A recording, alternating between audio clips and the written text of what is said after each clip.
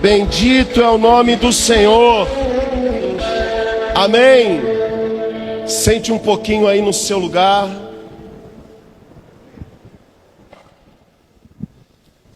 Que bom estarmos aqui louvando a Deus. Amém. Lugar seguro. Lugar de comunhão, de intimidade. Lugar de milagres. Obrigado, dona Cida.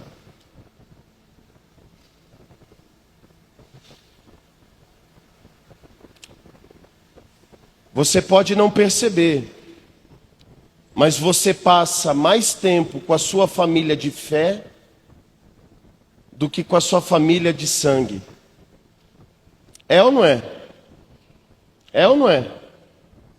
Nós passamos mais tempo com a nossa comunidade de fé, com os nossos irmãos em Cristo, do que com a nossa família de sangue.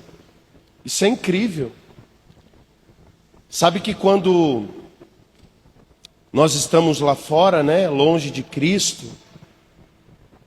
nós temos muito poucos amigos. É verdade ou não é? Pessoas que nós podemos contar são muito poucas. Mas quando você se converte, quando você entrega a sua vida a Jesus, quando você passa a pertencer a uma família de fé como essa aqui, você cria grandes amigos, relacionamento. Eu tenho para mim que esses dias eu fui voltando de Santos para cá, não lembro. Parei num posto, estava vindo para cá. Não sei o dia. Parei num posto para comprar uma marmitex para a gente comer e vir para o culto. Acho que foi domingo passado. E o rapaz tinha tatuado um Provérbios no braço. E eu puxando o assunto, falei, era 18h24. Aí eu falei, que horas são essas? Ele falou, não é hora, é um provérbio. Aí eu falei, é um provérbio. Aí ele falou qual era o Provérbios, que tem amigos mais chegados que irmãos, né? Aí eu falei para ele, deixa eu te falar um outro, que está escrito em Provérbios 17. Em todo tempo ame o amigo, porque na angústia nasce um irmão. Sabe que Vou falar. No nosso velório, vai ter muito mais gente da nossa comunidade de fé do que da nossa família. É assim. A igreja não é só para culto. Nós somos uma família. E como toda boa família, um monte de defeito. Né, Branco? Hã? Quem nunca tretou na família? Sou crente, mas não sou bobo. Se ela vier, eu vou falar umas verdades, né? Aquelas brigas. O Natal tinha tudo para dar certo, mas tu decidiu dar uma palavrinha no final. Um desabafo. Quem nunca passou por isso, né? Estragou o aniversário. Falou besteira. Família. Então seja bem-vindo. Nós somos uma família. Amém? Cheia de defeitos. Mas com a intenção de melhorarmos a cada dia. Amém? E cuide bem do seu irmão. Pode ser que um dia ele seja o seu chefe ainda. Fala pro teu irmão e cuida bem de mim que eu posso ser seu patrão um dia. Viu, irmão João?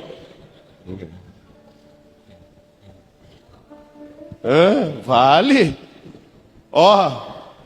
No casamento não acontece da mulher às vezes ganhar mais que o marido? Sim ou não? E ele fica cheio com ela até a hora que ela começa a ganhar mais que ele.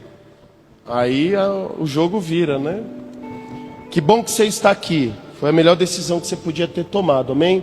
Hoje eu falei assim, vai ter pouca gente na igreja, porque o Nilson da Cláudia me ligou falando que não ia poder vir. O pastor Marcelo foi buscar a pastora Andréia lá em Barretos, com o seu Adriano, está voltando para casa. Aí também teve mais alguém que me... O irmão Nildo me ligou também, me mandou mensagem falando que ia estar em São Paulo com a Marina. O Léo e a Cíntia estão comemorando o aniversário da Cíntia. A irmã Amália foi para São Paulo cuidar da nossa irmã Cecília. Falei, ih, meu Deus, quando começa assim vai estar eu e o Gabriel lá. Mas que bom que você veio. Bem, eu vou falar de alguém que eu amo muito, José. Você sabe que esse texto, eu queria lançar um desafio. Vocês topam? Vou propor um desafio. Vou dar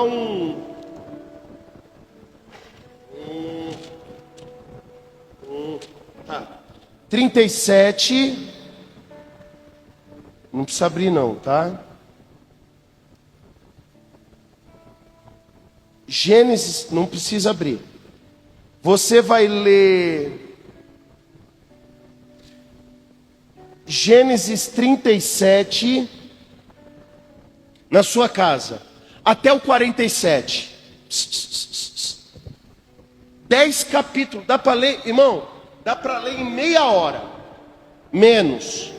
Mas se você ler lendo, que tem como ler sem ler, sem prestar atenção. Tem gente que lê depois esquece o que leu. Lê como é para ler, meditar nas escrituras. Versículo, não entendeu? Volta um pouquinho. Eu vou lançar um desafio para você ler até domingo. Não, até domingo que vem não. Muito tempo você vai deixar para ler só domingo. 3 dias, até quarta-feira. O Lorenzo vai ler. Vocês sabiam que o Lorenzo lê a Bíblia? Filho do pastor Gabriel com a pastora Dani. Lorenzo, nós vamos ler 10 capítulos. Desde o dia que José sonhou e contou o sonho para os seus irmãos e foi odiado pelos seus irmãos. Amém? Até ele se tornar o governador do Egito. 10 capítulos. Custa alguma coisa você ler? Então está lançado o desafio. Beleza? O segundo desafio é vir na quarta, culto. Sabia? Tá tendo culto toda quarta. Faz um tempinho já, né? Uns 6 anos. Então, quarta-feira você vem. E eu vou perguntar. Eu não, alguém vai perguntar para você se você leu o José. A história do José. Beleza? Por que eu quero falar de José e eu tenho tempo hoje? Eu vou dar uma acelerada antes de ler o capítulo 45. Pode deixar no gatilho aí. Mas antes de ler, eu queria falar o porquê que eu vou falar de José. Porque José... Porque José, ele era um homem sujeito às mesmas paixões que eu e você. Sabe uma das coisas que nós pastores escutamos muito quando nós pregamos? É quando a gente diz assim: olha, se alguém lhe ferir a face, vire o outro lado. Aí a pessoa diz assim: pastor, mas aí o senhor está falando de Jesus, né? Jesus, não. Então vamos falar de um homem como José. E para dar uma encorpada na mensagem, um jovem, um pré-adolescente, sujeito às mesmas paixões que eu e você, que sente dor, que chora, que tem saudade, que tem medo, que tem preocupações. Um jovem que foi vendido pelos seus próprios irmãos, e não para enviá-lo para uma missão, e não porque estava dizendo: nós vamos investir na sua vida, José. nós estamos te mandando para um passeio. Não, nós estamos falando de um jovem que foi vendido pelos seus irmãos, porque ele teve um sonho, e os irmãos o invejaram, dentro da própria casa. Dentro da própria casa, José foi invejado, por causa de um sonho. Porque a Bíblia diz que Jacó o amava mais do que os seus irmãos. Não era para menos que os irmãos o odiassem.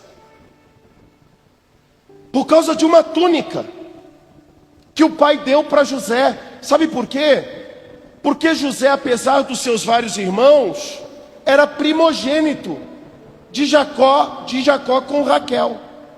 Então ele era o único filho até então de Jacó e Raquel. É que nem eu. Eu tenho 5 irmãos. Não, 6. Descobrimos mais um tempo atrás. Não sei se você já passou por isso. Fiquei sabendo esses dias que eu tenho mais uma irmã. Você vê o nível de família que eu vim. Então entenda. Eu sou filho de 6, eu sou irmão de 6 irmãos. Acho que é isso. Mas minha mãe e meu pai só tem eu. Entenderam? Minha mãe tem 2 filhas de um casamento. Meu pai tem 4 de outro casamento. E quando se juntaram, tiveram eu. Então eu sou filho único com 6 irmãos. José tinha muitos irmãos. Mas com a mulher que Jacó amava, Raquel, ele teve... O primeiro foi José. Então os irmãos o venderam. E ele foi morar no Egito, ainda jovem demais. Muito jovem. Aproximadamente uns 17 anos. Ele foi para o Egito. Chegando no Egito, foi trabalhar na casa de um homem chamado Potifar. Chegando na casa de Potifar, ele virou líder de toda a parte organizacional da casa de Potifar. Aí a mulher de Potifar deu em cima de José. Eu estou resumindo. Aí José não aceitou a proposta da mulher. Porque escute, ele estava no Egito, mas ele não era do Egito. Ele era hebreu e não se comportava como um egípcio. O ambiente que ele vivia não comprometeu a essência que ele carregava. É assim no trabalho. Você é crente. E Jesus, escute, Jesus disse que a oração de Jesus em João 17 foi assim: Pai, eu não estou orando para que o Senhor os tire. Quem? Nós, a igreja, seus filhos. Eu não estou orando para que o Senhor os tire do mundo, mas que os livre do mal. O ambiente de trabalho que nós trabalhamos nem sempre é saudável. Você não vai trabalhar na igreja. Você vai trabalhar do lado de pessoas que traem a esposa, que traem o marido, que fala besteira, que conta piada sem graça, que mente, que rouba, que ganha dinheiro fácil. E lá nesse Egito, o seu comportamento tem que ser de um hebreu. É assim que funciona. Os ambientes da vida lá fora não podem comprometer a essência de um filho que teve um encontro com seu pai celestial. Então José está lá, recebe uma proposta de uma mulher no primeiro, no segundo, no terceiro dia, e ele recusa. Só que a mulher fica com a capa de José. E quando o marido chega, ela mostra a capa do menino e diz: olha, o José tentou me agarrar. O Potifar, sem saber a versão de José, manda José para a prisão. E José fica lá, irmãos, muitos anos, aproximadamente 10 anos na prisão, por uma injustiça. E agora, escute, e agora, o curso natural das coisas é que José não esteja nem aí para o Potifar, para a mulher do Potifar. No coração de José, nessa hora, deve estar magoado com quem? Com os irmãos. Porque a gente espera dos de fora, dos de dentro a gente não espera. O mundo fala mal de mim, falar que eu sou ladrão, falar que eu vivo com o dinheiro da igreja, isso aí eu espero. Alguém de outra religião não gostar de mim, tá tudo bem. Alguém que não gosta de pastor fala mal de mim, tá aqui minha face. Agora, de dentro da igreja, a gente não espera. De dentro da família, a gente não espera oposição. A gente espera pessoas que apoiem os nossos sonhos, que nos abracem, que invistam, que nos amem. E José tinha tudo para estar como? Magoado. E não vamos descartar a possibilidade de José ter vivido esse tempo de mágoa e dor, de decepção, por olhar e saber que os seus próprios irmãos, de dentro da casa dele, o invejaram. Não aceitavam aquilo que José carregava. Isso devia ser dolorido demais para José. Só que os anos se passaram, e eu anotei algumas coisas aqui sobre isso. Os anos se passaram, nós estamos falando sobre embaixadores, e você vai entender. Porque embaixador, para qualquer criança entender, porque já teve 2 cultos aqui, eles explicaram tudo. Embaixadores, na minha visão eu anotei nas minhas palavras, é um prestador de serviço para o seu próprio povo numa outra nação. Então é como se eu fosse morar nos Estados Unidos, atender os brasileiros de lá, as necessidades do povo que habita lá. Eles vão na embaixada e o embaixador está ali para representar a nação brasileira. Então a embaixada de Cristo, a igreja, eu, você, nós representamos não só quem tem necessidade lá fora, mas principalmente os de dentro. Por isso que todo culto, acaba o culto, pastor, ora por mim. Nos grupos, pastor, ora pela minha mãe. Pastor, irmãos, ore pelo meu tio. Ó, tem uma criança na família que está não sei o quê, orem por ele. É uma embaixada. Nós respondemos na terra a vontade do céu. Ou pelo menos foi para isso que fomos chamados. Então José está no Egito, preso. Mas no final da história, e aqui, ó, eu queria que, assim, você triplicasse. Eu peço, faz 10 anos que eu peço para você redobrar a atenção. Hoje eu vou pedir para você triplicar.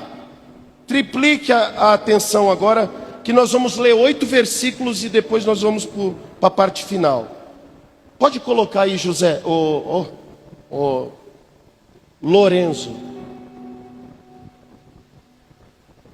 A essa altura, isso aqui, irmão, olha aqui para mim.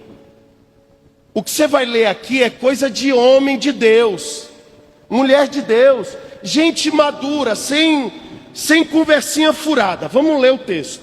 A essa altura, José não podia mais conter-se. Por quê? Porque os irmãos foram até o Egito buscar comida e ele era o governador do Egito. Ele que tinha a chave do celeiro, irmão, era José. Por isso que eu falo, cuide bem das pessoas que você anda, porque elas podem se tornar aqueles que vão te curar, hein? Olha aqui para mim, não despreza ninguém não, cara. Deus pode usar a vida dele para te curar. Ele não estava mais conseguindo se conter diante dos irmãos, Aguinaldo, ele precisava falar os irmãos que ele era o José. Ele não conseguia mais conter-se diante de todos que ali estavam e gritou: saiam todos da minha presença. Assim ninguém mais estava presente quando José se revelou aos seus irmãos. Já tinham se passado aproximadamente 13 anos. Ele chorou tão alto que os egípcios o ouviram. Que choro é esse? O choro de quem perdoou, mas não esqueceu. Que ninguém aqui tem amnésia, irmão. Quando a gente fala para você, perdoa teu irmão, a gente não está falando esquece o que ele fez. A gente está dizendo, aprende a lidar com a dor.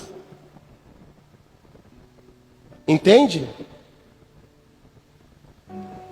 E a notícia chegou ao palácio do faraó.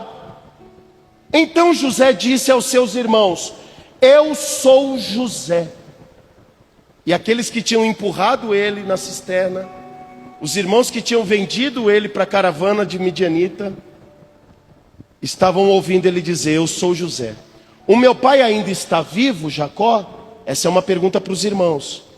Os seus irmãos ficaram tão amedrontados diante dele, que não conseguiram responder-lhe. Só até aí. Por quê? Olha aqui para mim. José vai matar a gente. Sim ou não? Deu ruim. Não é isso, Marlene? Qual o sentimento, dona Cida? Agora eu estou na mão de José. Os irmãos tremendo de medo. Ai, meu Deus, não, foi o fulano que te empurrou. Deve ter rolado esse negócio. Eu falei para não vender José, né? Começa um jogar a culpa no outro. Os seus irmãos ficaram tão amedrontados diante dele que não conseguiram lhe responder. Por favor, cheguem mais perto de mim, José disse aos seus irmãos. Quando eles se aproximaram, disse-lhes: sou eu, José, o seu irmão, aquele que vocês venderam ao Egito. Eu não sei, eu nunca vi esse filme, nada, mas eu consigo ver a cena, velho. Vamos lá, Lourenço.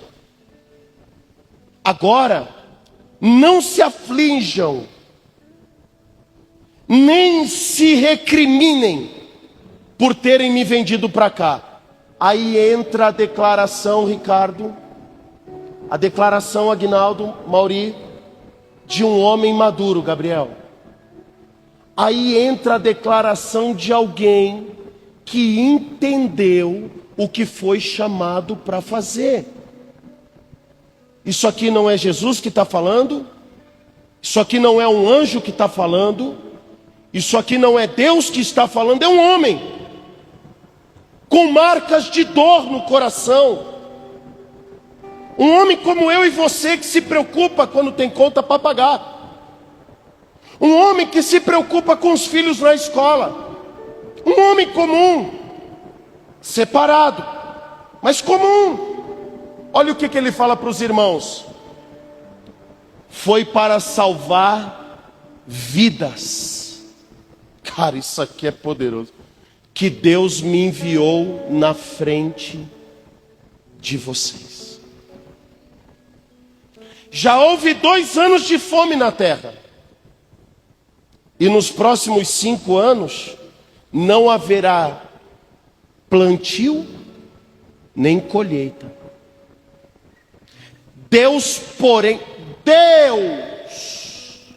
olha o homem que é regido por Deus, ele entende. Ele está dizendo para os irmãos: vocês foram só um instrumento. Em outras palavras, se fosse eu, quando eu caí na cisterna, Rubem, Judá, quando eu caí na cisterna eu não entendi. Lá dentro da cisterna eu chorei, porque eu não imaginava que os meus irmãos fossem me entregar, fossem me vender, fossem fazer isso comigo. Mas hoje eu quero falar algo com vocês aqui. Calma, olha José falando para os irmãos: calma, não tenham medo, não se amedrontem, não se recriminem, porque Deus me enviou à frente de vocês para lhes preservar um remanescente nesta terra e para salvar-lhes a vida com grande livramento. Em outras palavras, Deus, na sua soberania, na sua onisciência, sabendo que lá na frente o Egito teria alimento para as nações e que Israel estaria falido, para que vocês não morressem, precisava levantar alguém, e esse alguém fui eu. Você já viu pessoas que brigam por coisa pequena? Meu microfone, meu carro, minha casa. Conhece alguém assim? Apegado. Pastor, empresta o olhinho para eu ir ali orar no posto de gasolina. Tem um irmão ali que tá caído no chão lá. Eu vou levar. Não, esse olhinho veio lá de Israel. Deixa o irmão lá estribuchar. Esse óleo é santo. Pastor, a gente pode fazer uma roda na igreja para orar? Não, rodas não vêm de Deus. Mano, nós estamos fazendo alongamento aqui dentro. O incrédulo olhar e falar, não é possível que esse pastor é maluco. E toma cuidado para não pôr uma pista de skate aqui, para ganhar uns 2 skatistas para Jesus. Não, esse som não sai daqui. Essas luzes só acendem quando o pastor for pregar. Esse celular é o iPhone 18, nem Bill Gates tem ainda. A gente se apega, não apega? Aí a gente vê um cara com a espada na mão dizendo, não, eu entendi. Deus, porém, me enviou na frente de vocês para preservar a vida de vocês, um remanescente. Ele me mandou na frente de vocês porque Ele estava vendo tudo lá na frente. Precisava de alguém disposto a sofrer por essa causa. Escuta o que eu vou falar aqui. Foi por isso que Jesus disse que a seara é grande e tem pouco trabalhador. Porque tem pouca gente querendo sofrer por uma causa. 8, eu encerro. Assim, ele falando para os irmãos, não foram vocês que me enviaram para cá. Posso parafrasear? Quem me empurrou naquele buraco foi a mão de Deus.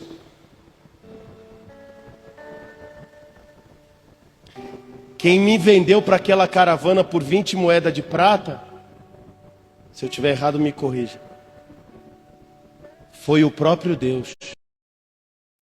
Deus. E a fome? E Paulo curando os enfermos? Deus. E Paulo preso? Sabe o que Hebreus diz? Que muitos homens pela fé apagaram fogo. Muitos homens de fé apagaram um fogo. Você lembra de Sadraque, Mesaque e Abidnego? Mas você sabia que teve muitos que pela fé morreram pelo fogo? Aí quer dizer, Deus livra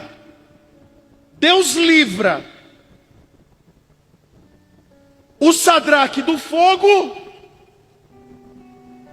e não livrou Pedro da cruz. E não livrou Tiago de ser decapitado. Que Deus é esse? Não é contraditório? Um Deus que livra um homem da jaula de um leão faminto, não livrou Estevão das pedradas e da morte. E é tudo sobre Deus. Sabe o que a Bíblia diz sobre os homens de fé? Que muitos morreram sem ver a promessa se cumprir. E a gente está na igreja, e se alguma coisa não sai do nosso jeito, a gente fica emburrado, birrento, bicudo, pisando duro, sai de grupo, sai sai da igreja, para de falar com o pastor da igreja. Passei isso um ano com uma irmã, passava por mim, não me dava paz. Dizia, paz, irmã. Ela, dentro da igreja, eu falei, Jesus, vou mudar de igreja. Se a ovelha não está falando com o pastor, está tudo errado. Está tudo bem. Que Deus é esse? Que não livrou José da cisterna, que não livrou José da prisão, que não livrou José da calúnia, que não livrou José da inveja. Por que Deus não o livrou? Para que José lá na frente tivesse maturidade, para não repudiar em cima dos seus irmãos, pelo contrário, para que ele fosse um instrumento forjado, curado, para salvar a nação de Israel. Veja pelos nomes dos filhos dele. Ao primeiro deu o nome de Manassés, que quer dizer, o Senhor me fez esquecer da dor da casa do meu pai. Capítulo 40. E ao segundo deu o nome de Efraim, porque dizia, o Senhor me fez prosperar na terra da minha aflição. E sabe o que acontece depois que ele coloca o nome dos dois filhos de Manassés e Efraim? A Bíblia diz que teve fome em Israel. Por quê? Porque Deus precisava também que ele tivesse curado para não matar os seus irmãos quando houvesse fome em Israel. Então tem coisas, escute, que Deus permite na sua vida, porque Ele sabe que depois que você for curado nessa área que foi afetado, então você será usado para curar outras vidas. Vou repetir, não sei se vou conseguir. Deus, escute, permite algumas situações na sua vida para que você seja curado na área que foi afetado, para lá na frente poder curar quem precisar de você. Perceba, toda área que Deus te cura, Deus te usa. Eu falo isso há 15 anos. Se for na igreja de Santos, tem um monte de ex alguma coisa. Por quê? Por que será? Eu aprendi a lidar com isso, porque foi a área que eu fui curado. Teve áreas do meu casamento que eu fui curado. Hoje eu ministro para casais. Então Deus, Ele permite coisas na nossa vida, para que através dessas feridas que foram causadas em nós, a cura em nós nos leve para outro nível de relacionamento e intimidade com Deus. Então, para encerrar, ele diz, o verso 8: assim não foram vocês que me enviaram para cá, mas o próprio Deus. Olha que maturidade, irmão. Ele me tornou como um pai para o faraó e me fez senhor de todo o palácio e governador de todo o Egito. Quer ver? Vou lhe dar quantos minutos eu encerro. 10 minutos. No tempo de Deus. Primeiro, um embaixador, Gabriel. Ser um embaixador de Cristo é se dispor a viver um sonho, Débora, que não é seu. Sabe qual é o nome disso? Renúncia. Ser um embaixador de Cristo é viver um sonho que não é seu. O sonho que José teve e contou para os irmãos, dos feixes se dobrando diante dele, do sol e da lua se dobrando diante dele, não era coisa da cabeça de José, era o sonho de Deus. Escute, ninguém é que estão no Ocidente, que estão no Oriente, A maioria dos missionários, a maioria, nunca sonhou em ser missionário. Pedro não largou a embarcação e falou, eu quero ser pastor. Ele foi chamado. E muitas vezes é assim. Na maior parte das vezes é assim. Deixa o versículo lá para mim, por gentileza. Escute isso aqui. José, meu irmão, ele estava vivendo um sonho que não era dele.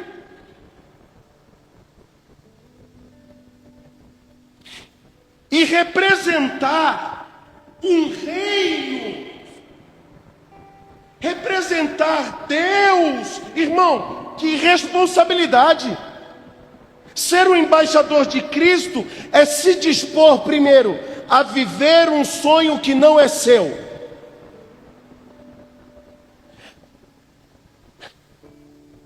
Você acha mesmo que José, era o sonho de José morar no Egito? Na mesa ele não falou, olha, sonhei que eu estava no Egito. Não, ele falou, eu sonhei que alguma coisa aconteceu. A gente estava no campo e os feixes de vocês se curvavam diante do meu feixe. E os irmãos o odiaram. O sonho não era de José. O sonho não era coisa da cabeça de José. O sonho vinha de Deus. Então ser um embaixador é se dispor, é renunciar à sua vida para viver um sonho que não é seu. Segundo, ser um embaixador é enfrentar, essa aqui é para pegar você por dentro aí. Ser um embaixador é enfrentar processo por sonhos que não são seus. Escuta, eu sou o que seu para cuidar da sua vida? Todo pastor é meio intrometido, não é? Ficar sabendo que você vai casar, te liga. Você tem certeza? Não é fofoca, é preocupação. De vez em quando eu me vejo mais preocupado com a igreja do que com a minha própria vida. Quantas vezes eu vim para a igreja doente? Quantas vezes eu vim para a igreja chorando? E todo mundo falando, não, o pastor está chorando, está na unção. Era nada, era tristeza, era mágoa, era dor. É escutar alguém falando o seu nome atrás dos bastidores. É decepção, é abandono.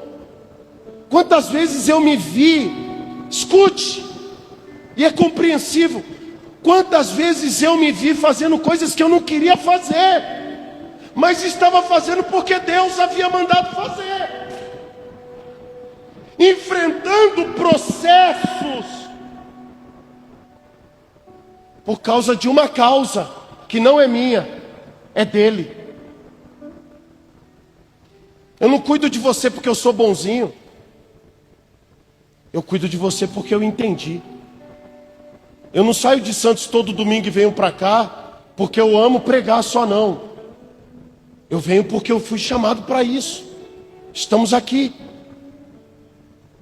Então ser um embaixador, além de viver um sonho que não é seu, é também enfrentar processos por sonhos que não são seus. Eu anotei aqui que a revolta de Jonas, olhe para mim, eu estou encerrando. Que a revolta de Jonas, Gabriel, é compreensível.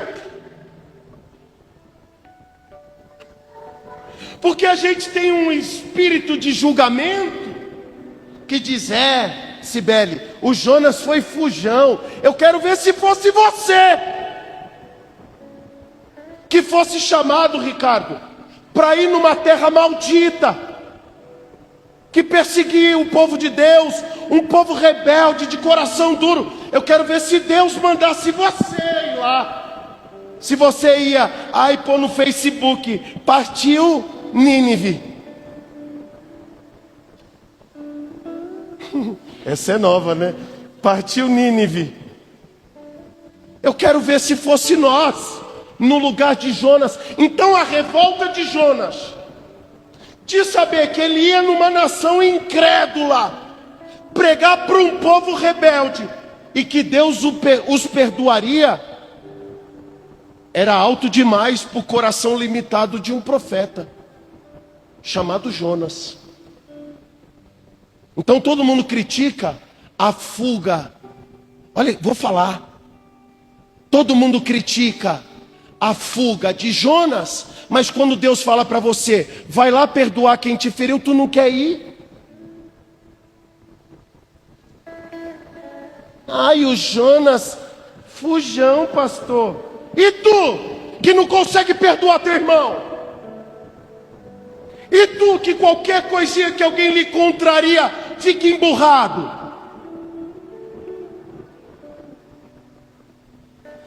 E tu, que só gosta de gente que massageia teu ego e só diz o que tu quer escutar? É fácil falar que o Jonas, quero ver se fosse nós que tivesse que ir para pregar, porque pregar aqui dia de domingo é bom, irmão.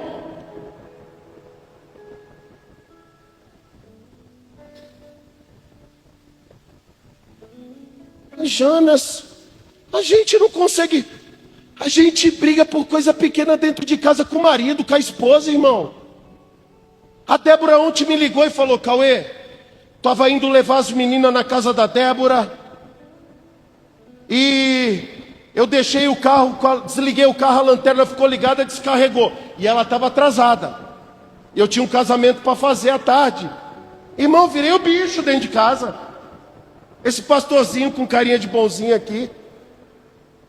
Virei o bicho, porque você devia ter saído mais cedo. Ela falou, pelo amor de Deus, socorre eu aqui, depois você fala. Fiquei todo durão. Ela ligou e eu não vou atender. Aí a gente quer falar do Jonas. Ai, que se a tua mulher arranhar a roda do teu carro, tu vira um saci velho. Que se o sal cair, como já caiu em casa, dentro do arroz. Esse dia a Débora fez um feijão com uma carne seca lá. Tomamos 7 litros de água cada um. E ela falava, tá bom. E essa lágrima, Cauê? Eu dizia, é o sal. Caindo lágrima nos meus olhos. De tanto sal. Gastei R$150. Aí tu todo era reais. E falando do Jonas e me incriminando porque eu falei real. Falando da minha meia. Cuidar da tua vida. O Jonas era um covarde, viu? Vem pregar doente. Vai pregar na Santa Casa. Não. Chegou um menino do Rio de Janeiro para congregar com a gente. Falou para o pastor Marcelo. Pastor Marcelo, já dei meus 2 DVD para o pastor Cauê. Vai. Ele caiu do cavalo porque ele pregou uma mensagem que eu tinha ouvido quando eu era pequeno. Ele copiou a mensagem e pregou. Aí eu falei para ele, Marcelo, deixa para ele começar, fala para ele pregar na célula, vai desenvolvendo. Ele falou, na célula? Na célula não, eu quero pregar um domingo. Falei, pois por vaidade você não vai pregar. Se for por propósito, eu troco com você. Eu vou viver a sua vida e você prega domingo. Isso aqui para mim não tem vantagem nenhuma, pregar com a igreja cheia ou vazia. Eu prego em casa para minhas filhas. Eu prego na rua. Eu prego no banheiro. Prego ou não prego? Antes de pregar aqui, eu prego no banheiro. Faço apelo. Tiro oferta. Essa não é doideira. Não preciso pregar aqui domingo não, irmão. Isso aqui para mim é vaidade. Um monte de gente lá fora que nunca ouviu falar de Jesus. Então a revolta de Jonas, Márcia, ela é compreensível. Não quero ir porque Deus vai perdoar aquela galera. Terceira característica de um embaixador: ter que permanecer inteiro, até que se cumpra o sonho que não é seu. O sonho não é seu, o processo é seu, mas para viver o sonho que não é seu, você precisa permanecer firme, inabalável. E não precisa ir longe, não. Quem é torcedor do Santos aqui? Alguém? Ninguém. Só eu e a Débora agora. A Débora virou agora. É sério isso? Não tem um santista aqui fora nós dois? O Adriano está chegando. 4. E os corintianos? Deixa eu ver. Viu? Culto de libertação domingo que vem. Você acha que é fácil torcer para o Santos, irmão? Hein, Branco? Domingo nós ganhamos do Flamengo. Os santistas tudo tirando a camisa do mofo. Pintou o campeão. Aí ontem tomamos 3 do Mirassol. Guarda a camisa. Eu já pensei várias vezes em torcer para um time que ganha, irmão. Várias vezes. Mas, hein, Ricardo? Tu não é santista não, Ricardo? É impressão. Ah, pai, é mais fácil. Esperto. Ei, irmão. Ô, Aguinaldo, escuta isso aqui. Ter que permanecer firme para viver um sonho que não é seu não é coisa de menino. É coisa de homens curados. E por fim, e não menos importante, quando se cumprir o sonho,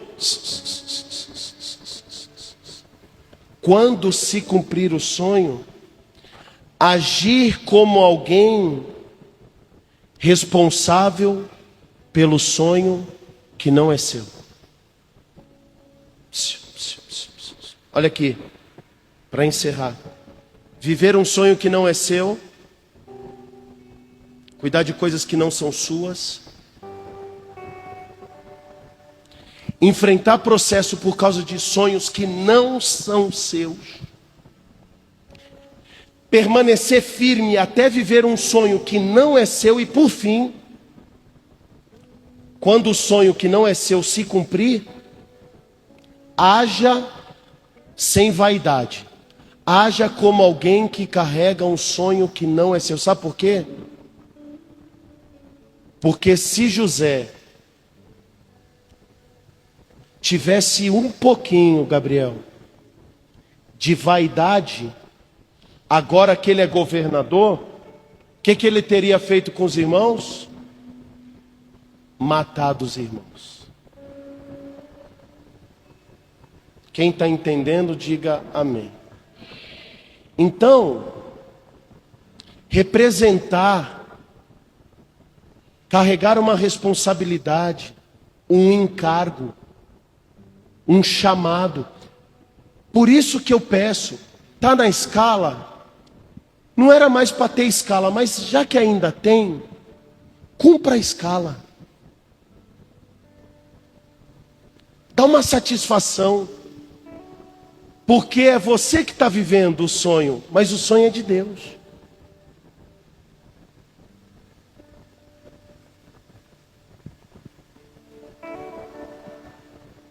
Quer ter filhos? Tenha.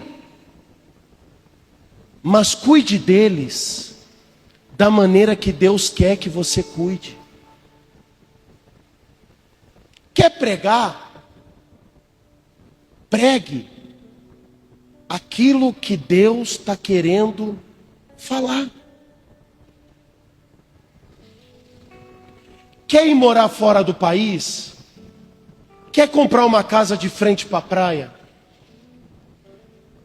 Quer jogar no tigrinho?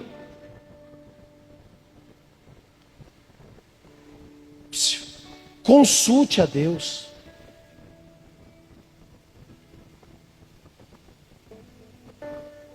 Consulte a Deus. Olha aqui. Quer se casar? Quer se casar mesmo? Busque conselho de Deus. Quer voltar com o ex-namorado? Uma moça chegou em mim e falou: pastor, ele já quase me matou umas 8 vezes. Ele está morando lá em Quixaramomim, Morada Nova, divisa com Mato Grosso do Sul. Só que é o seguinte, ele me ligou e falou que mudou. E ele está querendo que eu vá morar com ele lá, porque ele mudou. Eu disse: não vai, filha. Ai, pastor, mas eu vou. Falei: mas se eu fosse tu, eu não ia. Ah, pastor, mas é que eu amo ele. Ele já quase me matou umas 8 vezes, mas ele é bonzinho. E eu digo: não vai. Não, eu vou, pastor. O coração está batendo. Eu falei: eu sei, mas o coração é enganoso. Não vai. Não, eu vou. Eu disse: então o que você veio fazer na minha casa? Você queria que eu validasse seu desejo? Irmã, faz o que você quiser. Foi. 2 meses depois, volta. Sem 2 dentes. O que foi isso, irmã? Não, pastor, não foi nada. A gente estava de carro, ele abriu a porta e me jogou do carro. Só isso. Não matou ainda? Não, estou viva. Já. Então espera ele ligar de novo. Olha aqui para mim. Olha aqui para mim. Arrisque viver esse sonho que não é seu. Se dispõe a enfrentar processo por causa de sonhos que não são seus. Deixa eu lhe falar uma coisa. Permaneça íntegro no meio desse processo. E por fim, não haja como se você fosse o dono da conquista. Eu sempre digo aqui com os pastores, eu digo: olha, o dia que a igreja crescer muito, eu não quero saber o segredo, para não dizer que foi por minha causa que isso aconteceu. Quem faz a igreja crescer é o Senhor. Tinha uma moça aqui sentada uma quarta-feira retrasada. Eu perguntei para ela: quem te trouxe aqui? Ela disse: ninguém. Eu passo aqui, senti vontade de entrar há muito tempo. Hoje eu tive força. Se Deus quiser encher a igreja, a gente não precisa dar comida. A gente não precisa fazer culto com fumaça. Eu não preciso vir de terno e gravata. Ele simplesmente faz acontecer. Quando Ele fizer, olhe para mim, por favor. Quando Ele cumprir na sua vida o que Lhe prometeu, não fique arrogante. Não tome a glória que não é sua. Assuma: eu só estou aqui porque Deus foi misericordioso comigo. Amém, queridos? Ele é a porta fechada, Ele é a porta aberta. Aprenda a aceitar o que Deus te chamou para viver. E viva, vai valer a pena. José não estava onde queria estar, mas estava porque foi chamado para estar. Se fosse pelo braço de José, José não teria se comportado como se comportou. Perdoados irmãos, amados irmãos, mas honrou os irmãos. Falou: a partir de hoje vão comer aqui, na minha mesa. Ele não perdoou desse jeito assim: perdoei, mas cada um por seu lado. Não, eu perdoo e quero vocês junto a mim, comendo a mesma comida que eu e vivendo o mesmo sonho que não era meu. Amém? Você vai ver que vai valer a pena, tá bom? Eu vou orar, vou pedir para que Deus nos dê um coração assim. Se você deseja isso, coloque a mão sobre seu coração.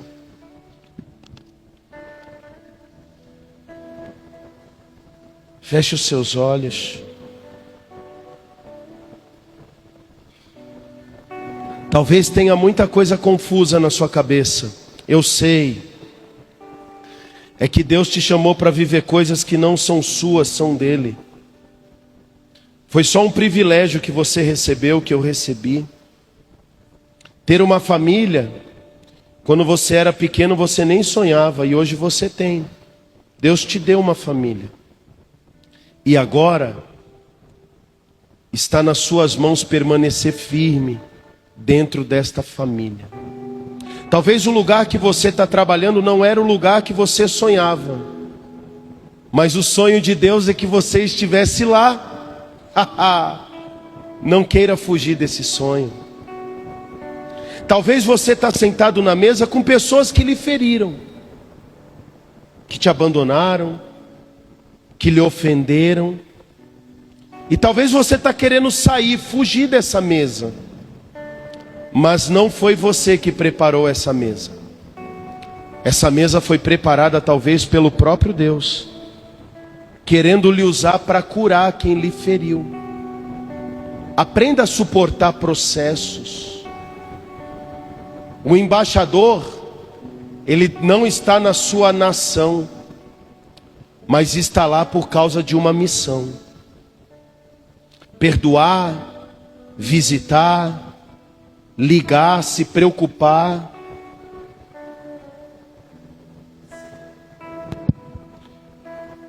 É uma missão que foi dada pelo próprio Deus.